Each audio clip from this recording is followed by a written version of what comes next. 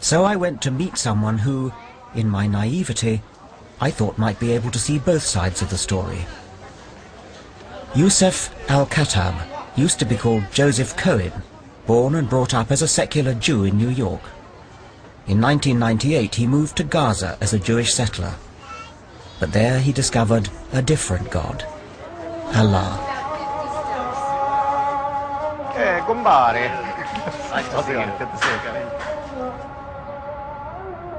What I notice coming to this center of world religions, what a lot of hatred religion fosters. I mean, I'm an atheist and I'm rather gentle. I don't hate people, but it seems to me that I'm hearing hate on all sides, and it seems to me all to do with religion. I hate atheists because atheists don't care if somebody fornicates in the middle of the street. They don't care if the women go bouncing around on TV topless. It makes no difference to them. They don't believe in anything. If you don't believe in a set rule, and you believe that a constitution can change, and you can amend the rules as they go along, and you don't believe in God's rule, then what law do you have? You just have man-made laws.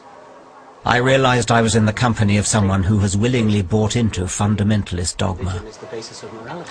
What do you think about the September the 11th attacks on New York and the July the 7th attacks on London? Okay, since you like to speak about evolution, I like to start before. What do you think about the Jews that have destroyed over 417 Arab villages, including all mosques and masjids, which wouldn't affect you because you're an atheist?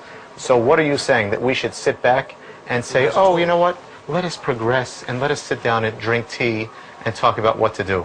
I think that's the most ridiculous thing. All I could say is, if there was no quote-unquote state of Israel, there would have been no September 11.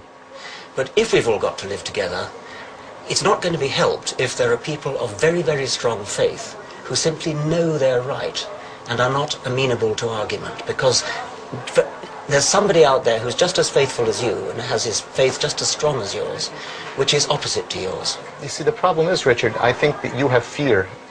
You know that this party of occupying Muslim lands and polluting society with these evil ideas that are around, it's not going to last forever. There will always be the soldiers of Allah there to give the response to this. So we also want the same thing. All we want is that we want the non-Muslims at this point off the lands of Muhammad sallallahu alayhi wasallam. All the lands of Muhammad, we want the kuffar out of it. Do you want Islam to take over the rest of the world?